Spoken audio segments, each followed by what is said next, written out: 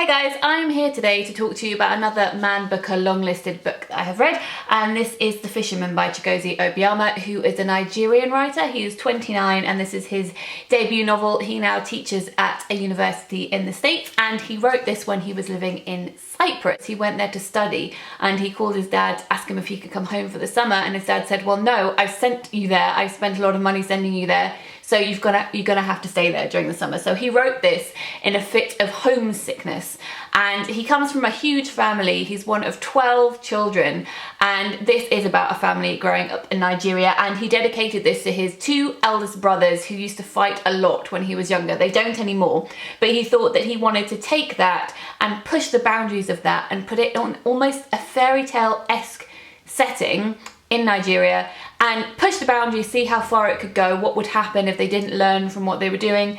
And the result is a very dark and brutal little book. So I'm not going to spoil the plot for anyone who hasn't read it already, don't worry. I'm not going to talk about things that happen apart from the things that are mentioned in the blurb of the book itself. So in the blurb, it tells you that this is about a boy called Ben, who was growing up with his three older brothers in Nigeria. He also has a younger brother and a younger sister as well, but it's mainly focused on the four of them, and they decide that they want to become fishermen. One day they just decided that's what they're going to do, that's how they're going to earn money, and they go to this river that they have been forbidden to go to, and that sets off a chain of events which then leads to Abulu, the madman in their town, telling them a prophecy that is going to tear their family apart. So that is what we know. That's the only plot I'm going to tell you about. And let me dissect this for you. My thoughts on it, the imagery within it, what I thought the author was trying to craft, the messages that he sends, and how well I think he achieved them. So this book is fascinating because whilst it's about a family, at the beginning, the father leaves home. He gets a job in another town, so he's no longer there. And the older brother, Ikenna, he decides to take his father's place. He becomes very boisterous, very aggressive, and starts causing a lot of problems. This book is very much about power, and it's also about society crumbling from within when an outside force comes into play. And that represents the Westernization of Africa, specifically Nigeria. So there is a power space in the family up for grabs. Their mother seizes it because obviously she is the eldest, she is their parent, but Ikenna, he decides to try and take that from her. And this happens in a variety of ways, but one way that it is illustrated is through fairy tale. This book has lots of fairy tale tropes, a series of brothers who go on to do different things, not learning from the person before them, and that is really prevalent. If you think of things like, I don't know, the Three Little Pigs, you know, one builds his house with straw and then it gets knocked down, so he goes to the one with twigs and so on. It's like that domino effect. There are tropes like that throughout, but there are also specific references to Nigerian fairy tale. Those aren't named, so if you don't know the Nigerian fairy tale, it doesn't matter. It's just that I am very much into fairy tale, which you'll know if you've been watching my channel for a while, so I noticed them.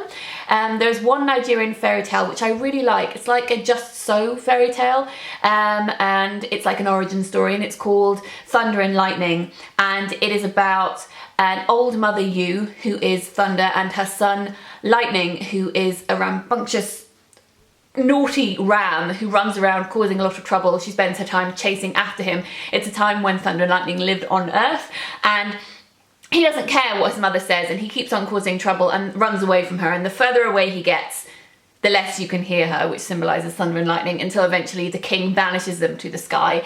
And that is really represented here in the relationship of Ben's mother and his eldest brother Ikenna, because they're always fighting.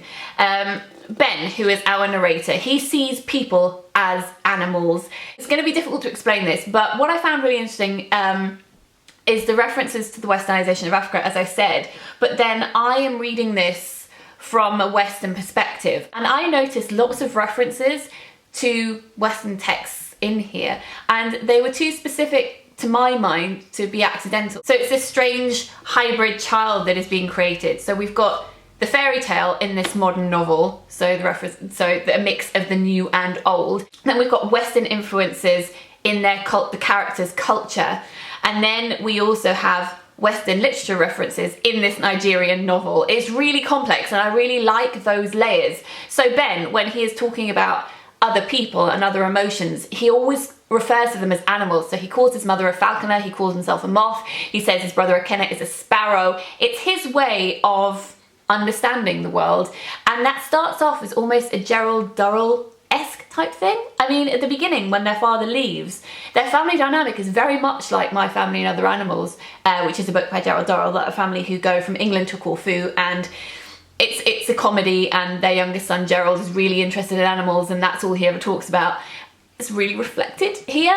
And then this animal imagery grows and it gets really dark, and as their family starts to fall apart, it gets darker, and at one point Ben is reading an unnamed book about animals who can talk, and for me that is a reference to Animal Farm, and the inner turmoil of their family and everyone turning on each other and a whole destruction of society. The discussion between Western and African culture isn't just metaphorical, it's also within here. So they are growing up in Nigeria, but their father wants to send them to a school in Canada so that they can be educated like civilized men, which I found very uncomfortable reading. And they always talk about going to Toronto, but there's this really interesting line which says, Toronto was a word that danced across the table like a fairy in front of my mother trying to please her.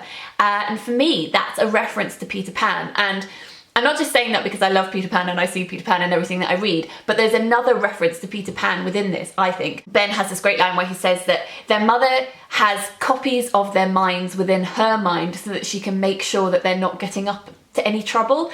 And at the beginning of Peter Pan, the novel, Mrs. Darling goes through her children's minds at night and cleans them so that she can make sure that they're okay, that they're not having any nightmares, and their minds are their Neverlands. That's what J.M. Barrie says. Every child's Neverland is different because it is their mind.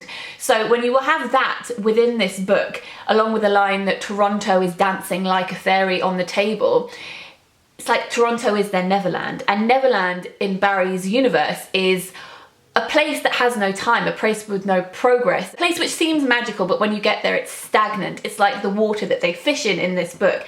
It is stagnant, you can't move forward. And if Toronto is that Neverland, then this book is saying that this other that you want to go to, this westernized thing, is actually not as good as you think it is. And to grow up, you have to be where you are right now. So that was my reading of it. But the Western things that creep in, they have this real juxtaposition and like a jarring effect, which is entirely deliberate and really brilliant. So the boys like to play Mortal Kombat on their computer, but where they're living, it's very dangerous outside. There's risk of gun crime, there's risk of knife crime, you can't go out at night.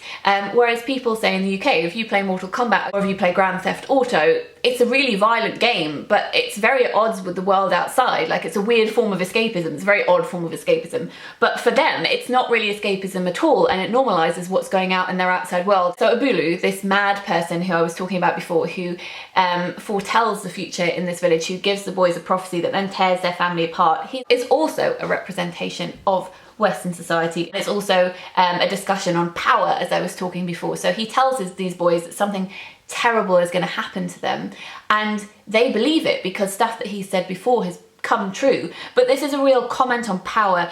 Is Abulu able to predict the future, or is he able to just say these things and people give him power and therefore his words have power and it's a self-fulfilling prophecy? It's a comment on people who infiltrate your society. They're only as powerful as you let them be, and that everything relies on interpretation. So if Abulu's words are only powerful because they let them be, it is a hopeful message in that sense, because it's saying Nigeria can stay as it is and it doesn't need to give other people power over it. It can be powerful within itself and it can dictate its own future.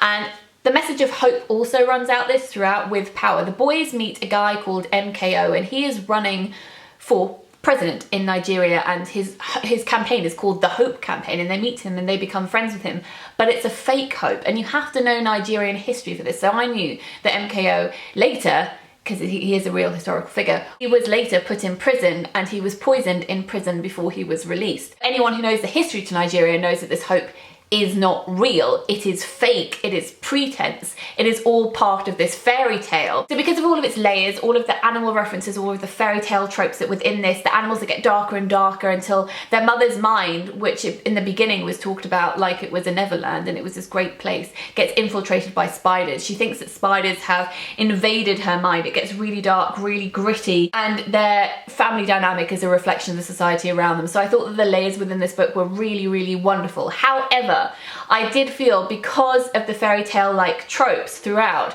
that sometimes the narrative was forced in a direction that I didn't feel was quite where I would like it to go, not from the point, like from a selfish point of view as a reader, but I just didn't believe some of the characters would do some of the things that they did, because I felt it was adhering to some kind of story aesthetic that had come before it, and therefore I sometimes felt distance because of that. The setting was amazing. Like, I was reading this on the tube and I would look up and feel surprised to find myself in London, because you're there, you're transported there. So I had massive appreciation for the craft of this book. I thought it was extremely clever. I think that there's so much to discuss about it, and I'm looking forward to some of the other Man Booker vloggers reading it so that we can talk about it in more detail. But I did at some point find myself removed from the story, because not just because it was clever, and therefore I find myself like stepping back and going, wow, I really appreciate what the writer is doing. But as I said, just I felt maybe it followed a fairy tale type route too rigidly. There is a quote, and it says that our endings always reflect our beginnings, however faint. So it has the symmetry of a fairy tale. I think that it is an excellent book that explores really important issues, and it's got lots of rich language too. Interestingly, the characters use English when they are disciplining people and when they're telling them off, but then the rest of the time they use their own native language. So English is this aggressive language within, but there are great sentences such as, when their mother is really angry, "Mother was a mined road and she exploded any time we went within a few feet of her." It's brilliant. So yeah, I really, really enjoyed this one, and I'm looking forward to discussing it with the others, because I think that there are so many things in here to talk about. If you've read it, please let me know in the comments down below, or if you would like to pick it up. I hope that you guys have a great weekend, and I will speak to you soon. The next book that I will be discussing will be Sleeping on Jupiter, which is the one I'm reading at the moment. So that'll be up in the next few days. I hope you guys have a great weekend. I will see you very soon. Lots of bookish love. Bye.